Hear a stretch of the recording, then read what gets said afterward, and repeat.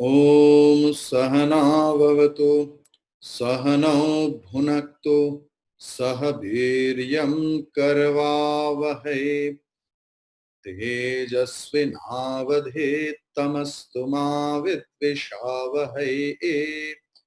Om Shanti Shanti Shanti Hari Om.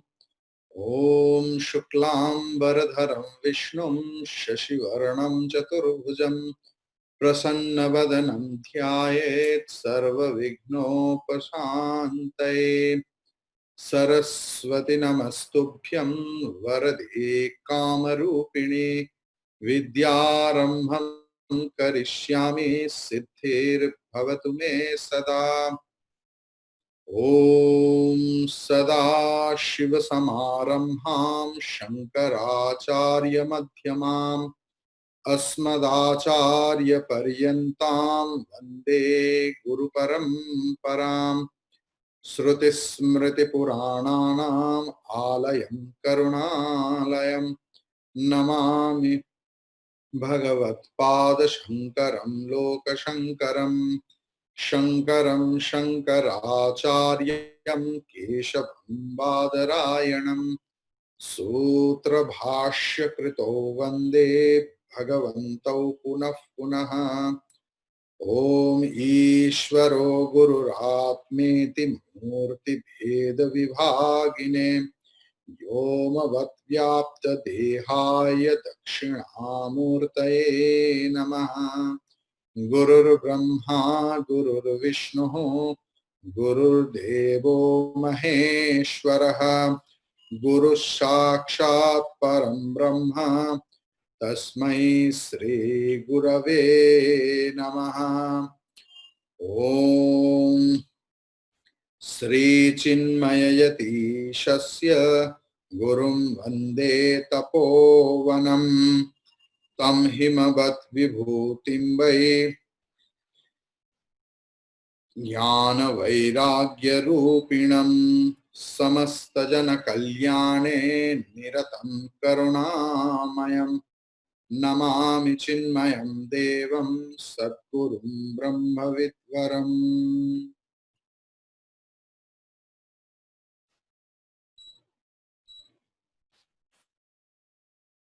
So,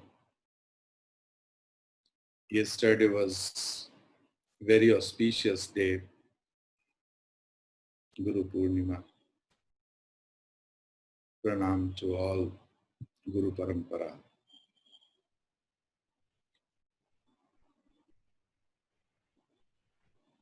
Pranams to everyone else. So,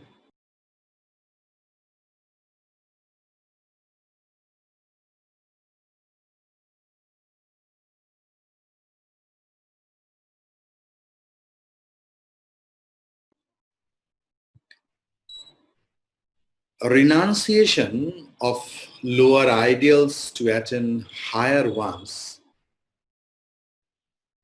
is the essential hallmark of a spiritual seeker. Whether one accepts the formal vows of sannyasa or not is not the question. But the seeker assumes inner sannyasa and renunciation and renounces everything that appears to him to be an obstacle to the realization of the self. It appears to be a terrifying idea to give up things we love. We need not give up the so-called loved ones will themselves give up in time because worldly love is so superficial. Again, the things of the world will themselves tell us they are not to be depended upon. One who has only a mild spirit of renunciation, he says, well, all will happen in the course of time. Let me now simply repeat the name of God. बनत बनत बनी जाए, चलते रहते हैं चलो भाई, जो होने का है वो तो होगा ही, थोड़ा थोड़ा नाम लेते हैं. But a man who possesses a strong spirit of renunciation really feels restless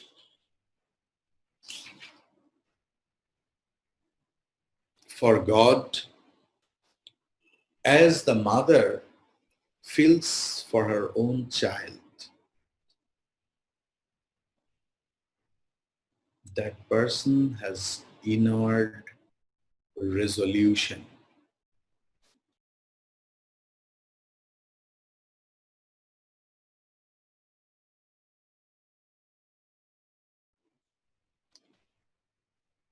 Florence Rodwille, the author of The Imitation of Christ, Swami Vivekananda always used to suggest his disciples to read this book, The Imitation of Christ. Here, very nice phrases are there. One of, I'm telling, oh my God, let not flesh and blood prevail over me. Let it not overcome me. Let not the world and its transitory glory deceive me. Let not the devil overreach me by his devices.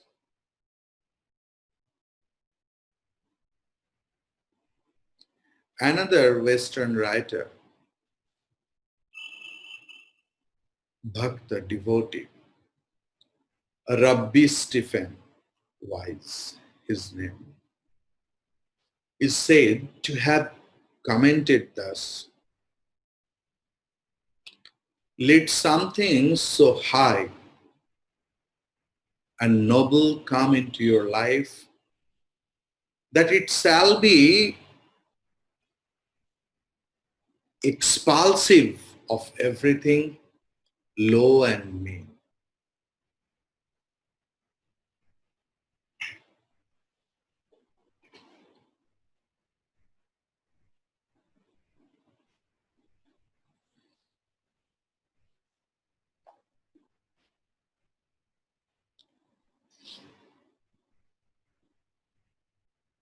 Now, in Advait Vedanta, snake rope example is a very prominent, very popular example we know. In that way, we discuss or explain the world and the reality. That how in real life we are deluded. Everyone knows, yet I am telling. That how did you ever climb up any building or this building? Tulsidas says wife asked Tulsidas that how did you ever climb up this building?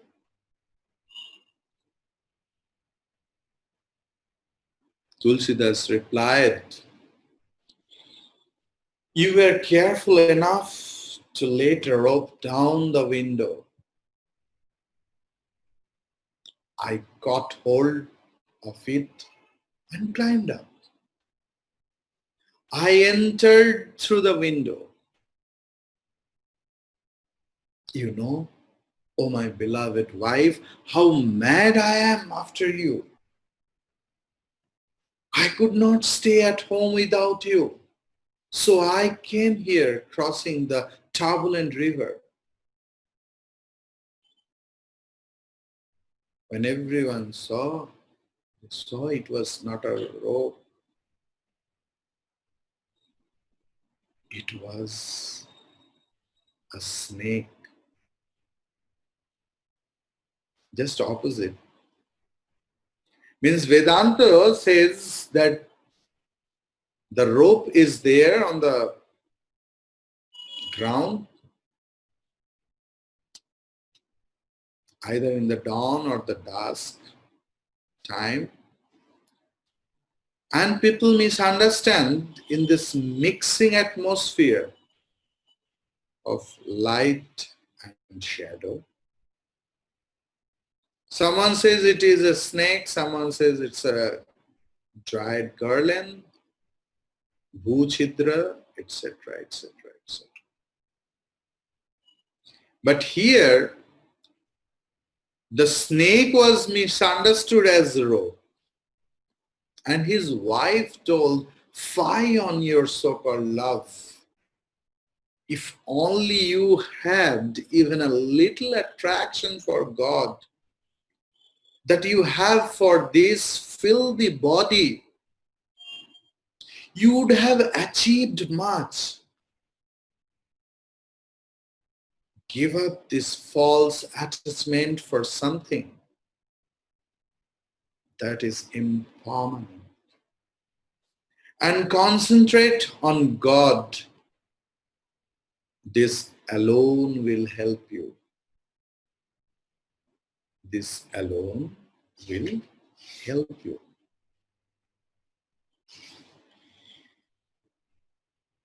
In last class, we saw what is discrimination between the eternal and the transient. It was the question asked by the student, and the teacher replied, "The eternal is only one, which is Brahman. Everything else is impermanent."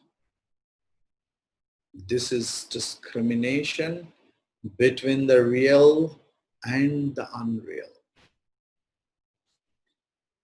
The universe, our earth, and all its beauty,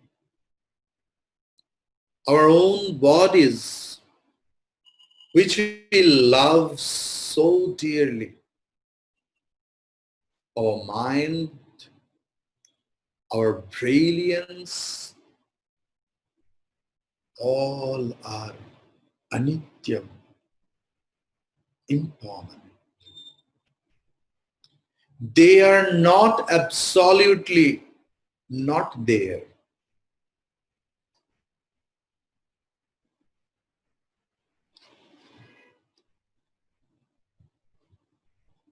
Like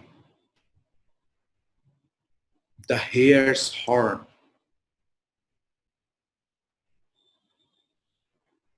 Shashaka Sringavat. They are relatively true,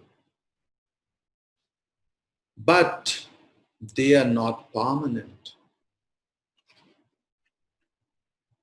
They are superimpositions, adhyasa,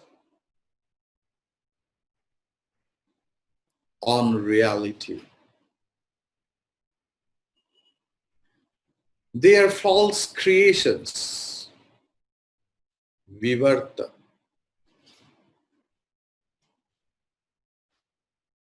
They are false according to Advaita Vedanta, mithya.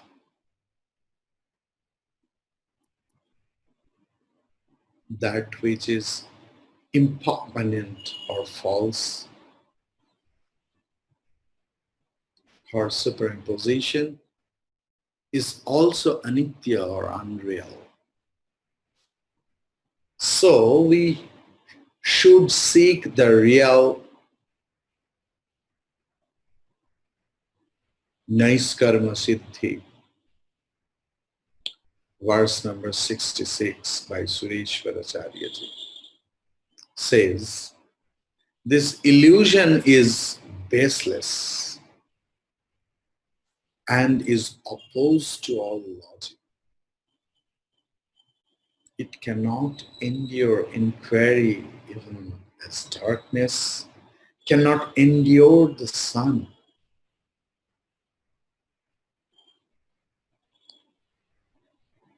What is Brahman, the reality? In Brahma Sutra commentary 1.1.1, Athātu Brahma Jignāsa.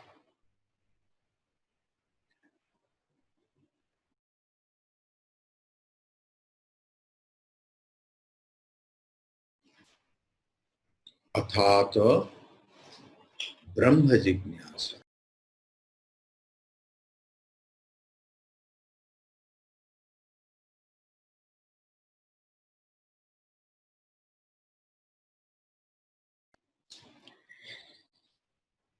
There is a conflict about its distinct nature. Bhagavan Shankaracharya ji says that Brahman is to be cogitated upon because the aphorism says the Brahman is to be known. But why should we discuss Brahman? Why? Bhagavan Shankaracharya ji asked this question.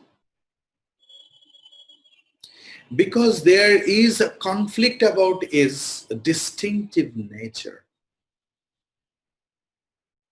Ordinary people as well as the materialistics recognize the body alone to be the self. Some say it is sunyam, zero, null. Some say that the mind is the self, mainly Western philosophy based on that. Some others say that the soul is the experiencer and enjoyer of the fruits of its action. In order to clear such a confusion, Brahman is to be deliberated upon. The truth, which is everywhere, which is beyond internal or external divisions, which is one only, is called Brahman. In fact, we cannot name it.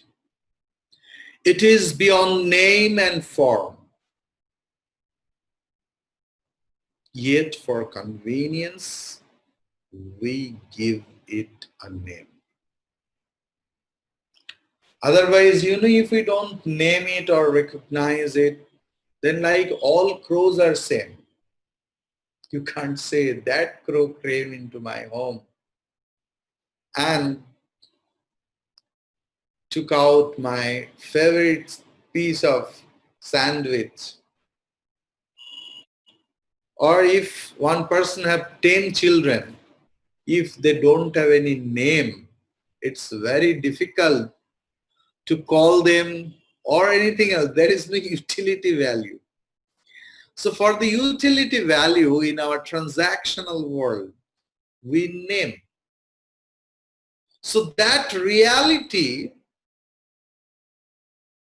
for discussion, for better understanding, we name it as Brahman.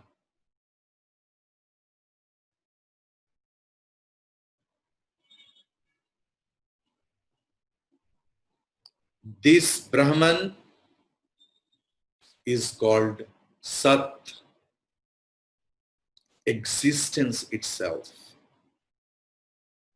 It is called Chit, being itself. And Anandam, bliss itself.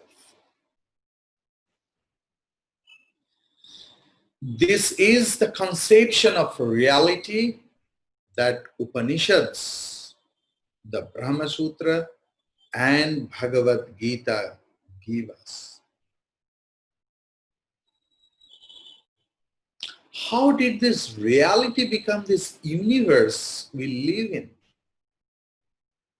How did we come into beings? This is the eternal question that has bothered the wise one, the Pandits and Vedantists. The illumined soul, the Brahmagnani, the realized soul, the wise one will say, which universe are you speaking about? I didn't see any. Therefore, that the universe and ourselves are a superimposition or adhyasa and Brahman. How did this superimposition take place? To the realized soul, there is no superimposition. There is no superimposition at all for a realized soul. But for us, who see only this universe as real, not Brahman, who only see the objects, not the light, because light and objects together produce visibility.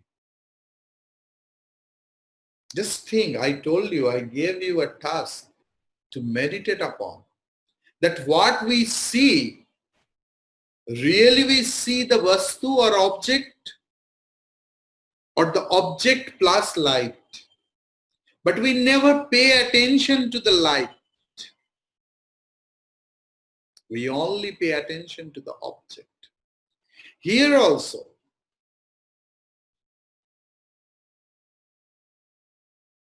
we never pay attention to the Brahman.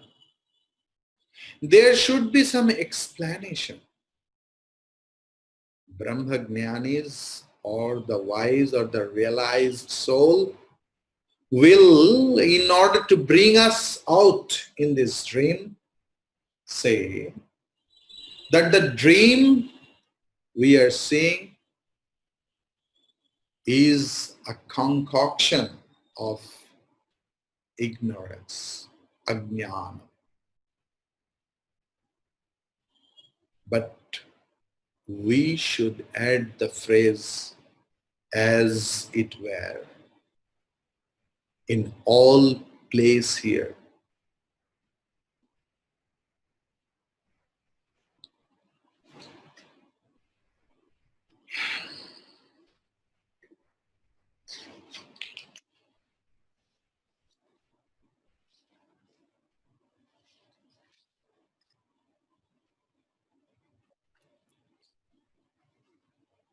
So,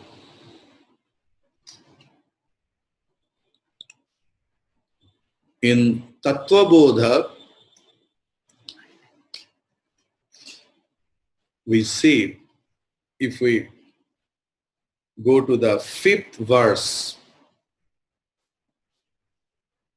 there is, the verse is, student is asking again the question, Viragah kaha, viragah kaha,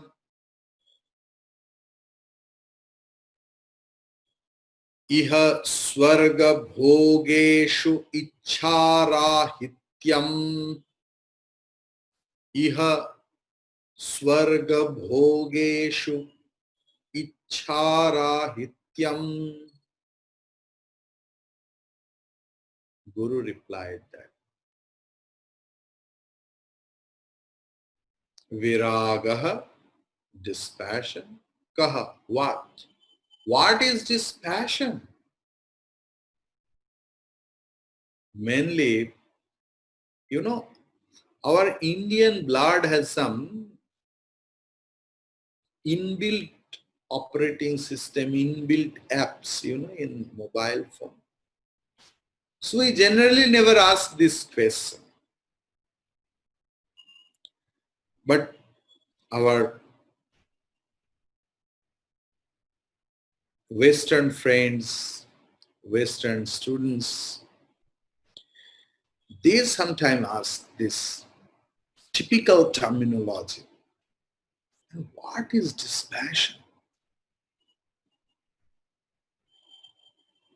But here, on behalf of that, the student of Vedanta asked this question, Viragaha kaha, what is dispassion?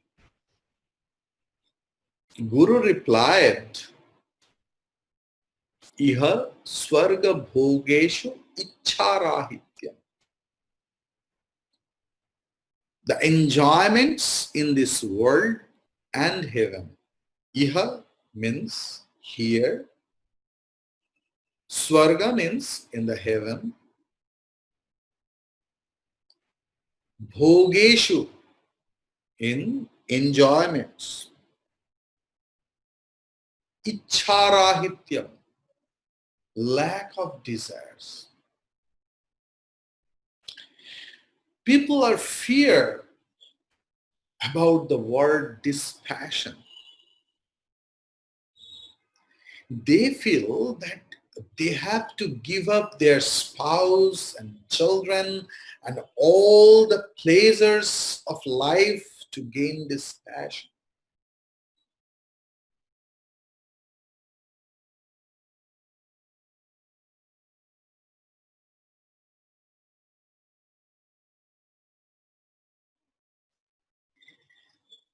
They feel that they have to give up their spouse and children and all the pleasures of life to gain dispassion. Dispassion does not imply running away from society or hating it or criticizing its enjoyments. It is also not the apparent disinterest that one shows when the object is not available. Famous Sanskrit verse is there, alabhe vairagya. When we don't get anything else what we desire, then we generate dispassion inside. It is not like that. Or forbidden like the diabetics show of indifferent.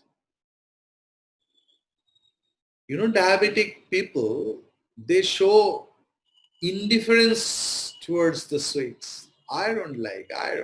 They like the sweet much more than any other people. But because of the fear factor of diabetes, they can't eat sweet and alave vairagya. But the vairagya, the dispassion we are talking about, it is not like that. It is not the temporary lack of interest that one feels towards pleasure on the death of a dear one. samsana vairagya or smashana vairagya. In the cremation ground, when we see the person burning on the pyre with whom we were talking just few hours back, now he or she on the heat oven. What is the value of the word? People start thinking in the cremation ground. Again, when the cremation is over, everything is over, we are working on the transactional world, merged into it, then all this passion gone just. This is called samsana vairagya, tatkanik, very impermanent dispassion. We are not talking about that.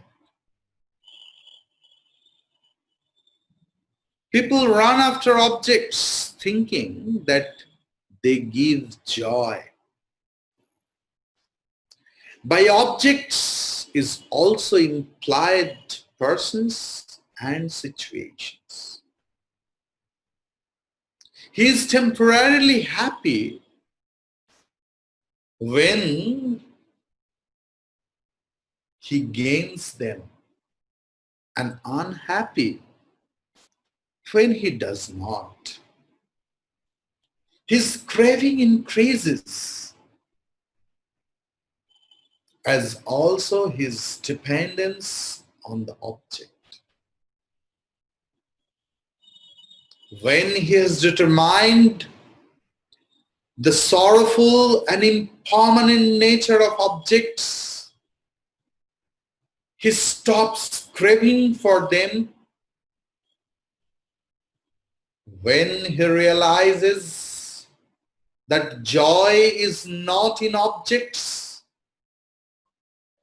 he loses interest in them. Audasinya. They become indifference in the objects. When he knows that true joy is in the nature of the eternal reality within, then there is total dispassion for every object, worldly or heavenly. As long as one feels that objects have joy, one cannot but have likes or dislikes for them. One has to repeatedly reflect on the nature of objects to determine firmly that they have no joy. Manasi vichintaya varam varam. In Bhajagovindam, we saw that.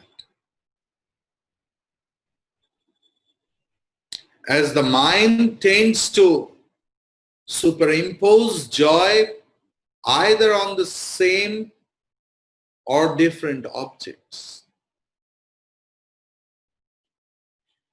Every drinker knows and also experiences that alcohol drinking is injurious to health,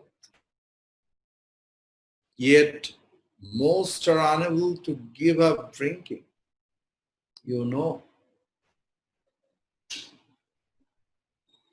So dispassion, therefore, is the strength to give up the sorrow.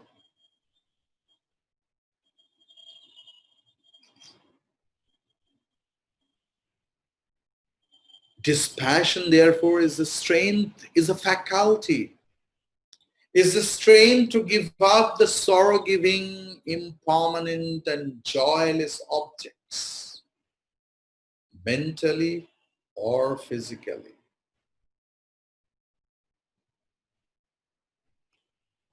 It is the absence of both likes and dislikes.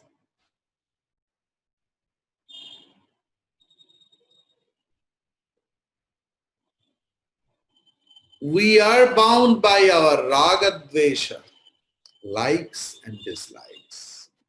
That likes and dislikes force us always to venture, to take up some actions, to achieve it or to get rid from it.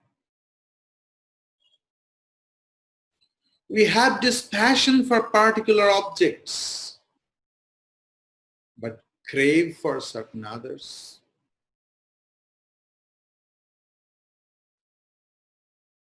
And sometimes, suppose who is suffering from high fever, cough and cold, he has a temporary dispassion for the ice cream.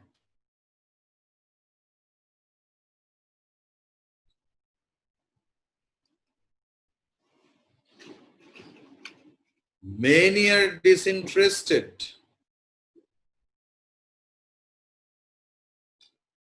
in the joy available in their motherland, but crave for a higher standard of living elsewhere. One with total dispassion does not desire even the subtlest pleasure of the heavens. Kathopanishad relates how young Nachiketas shunned all heavenly pleasure. When Lord Yama offered them to him, Lord of wealth, Lord of land, Lord of chariot, Lord of everything else, Lord of beautiful women, because Nachiketa was of masculine gender. It is vice versa. But what Nachiketa replied, this has to be noticed. Nachiketa is the fiery symbol of dispassion. He told, Tavaiva vaha tava nritta gite. Tavaiva vaha tava nritta. You keep your all things. I don't need.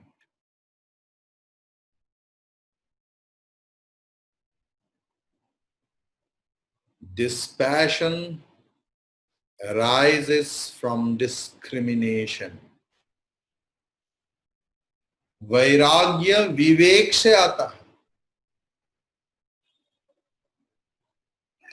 विवेक विहीन वैराग्य का कोई अर्थ नहीं.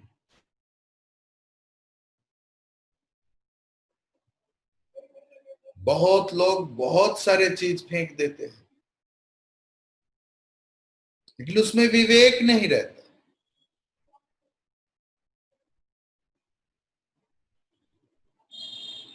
That discriminating faculty we need, which help us to discriminate between the real and the impermanent.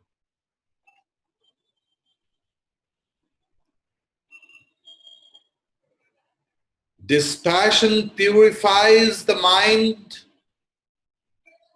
and makes one capable of subtler things. subtler discrimination. Hence, dispassion increases discrimination and vice versa. Dispassion also arises out of the choiceless yet dedicated performance of one's duties. Dharmate virati. Also, when actions are performed as a dedicated service to the Lord, likes and dislikes decrease and dispassion increases. One with dispassion is fearless. In Vairagya Shatakam,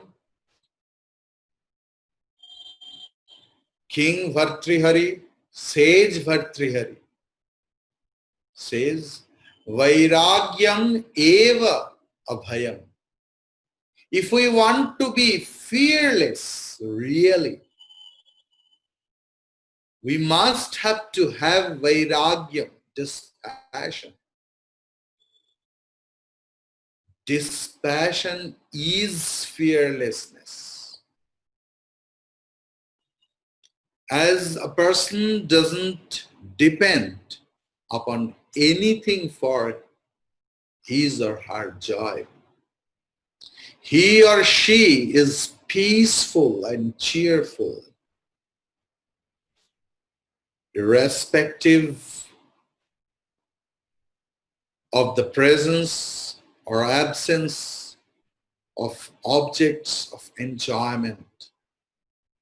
The man with passion lives for his own pleasure. Just note it. The man with passion lives for his own pleasure.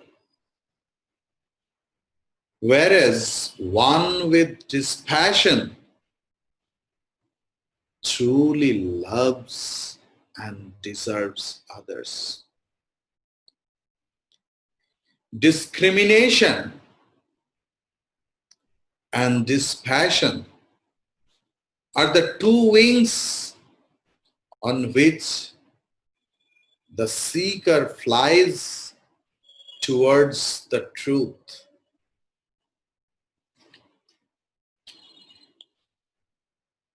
And you have to struggle for that. Struggle is a sign of life. Yes, strength is life, weakness is death. It's a famous quote by Swami Vivekananda. And struggle for that, really. Never mind failure, they are the beauty of life. Religion or dharma is not in books. It is being and becoming.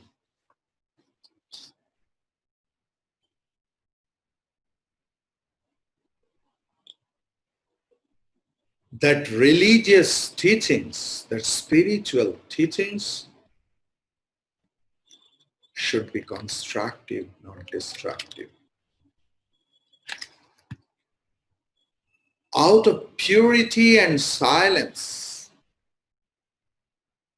out of purity and silence, come the word of power. To be good, and to do good. That is the whole of spirituality or dharma or so-called religion. They alone live. who live for others. The rest are more dead than alive. Om swasti prajabhyah paripalayantam nyayena margena mahim maheshaha go brahmanebhyah subhamastu nityam loka samasta sukhino bhavantu kale varshatu parjanyah prithvi sasya shalini deshoyam shobharahitah brahmana santu nirbhayaah om sarvesham swastir bhavatu sarvesham shantir bhavatu sarvesham purnam bhavatu sarvesham mangalam bhavatu om sarve bhavantu sukhinah sarve santu niramayah sarve bhadrani pashyantu ma kaschit dukha bhaga bhavet asat ma satgamaya tamaso ma jyotirgamaya mrityorma mritam gamaya avir avirmayedhe om purnamadav purnamidam purnat purnamudachyate purnasya purnamadaya purnameva vashishyate om shanti shanti shanti harihi om Shri Gurubhyo Namaha harihi om.